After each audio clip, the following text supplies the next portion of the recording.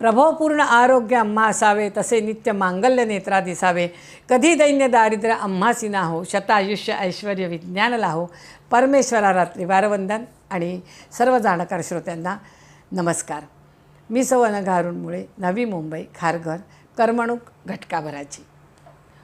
21 तारखेला जागतिक योग दिन आहे. 21 जून. पहिलं तर सांगते 21 जूनच का? उत्तरायण त्या दिवशी संपताय. 2 आयन असतात, बराच मोठा विषय. थोडक्यात सांगते की उत्तरायण आणि दक्षिणायन. उत्तरायण संपतंय. उत्तरोत्तर प्रगतीचा आयन असं सुद्धा म्हणतो आपण त्याला, आणि तीच प्रगती आपल्याला दक्षिणायन कामास पडते. आयन म्हणजे मार्ग आहे.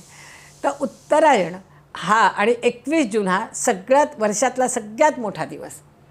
सूर्य लवकर उगवतो आणि उशिरा मावळतो, असा हा दिवस. म्हणून हा त्या दिवशीचा आपण निवडलेला आहे की वर्षभरातला सगळ्यात मोठा दिवस.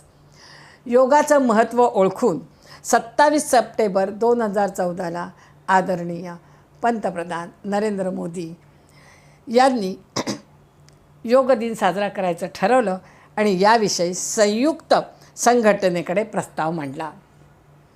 11 डिसेंबर 2014ला त्या प्रस्तावाला मान्यता मिळाली आणि 21 जून 2015ला पहिला जागतिक योग दिन साजरा झाला.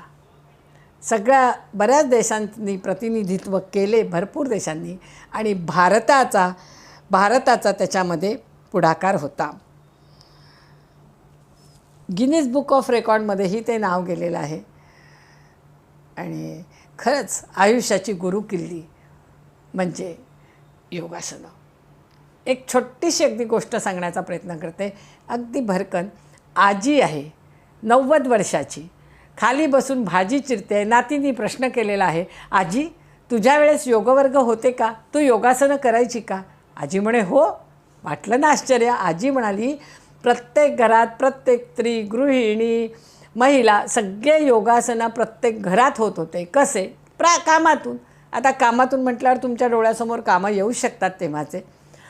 अंगण झाडण्यापासून तर खाली पाटावर बसण्यापासून, स्वयंपाक करण्यापासून, किंवा कपडे धुणं, भांडी घासणं, सगळं याच्यात तुमच्या आसनं हळूहळू होतच होते. म्हणजे काही त्याला हे नव्हतं.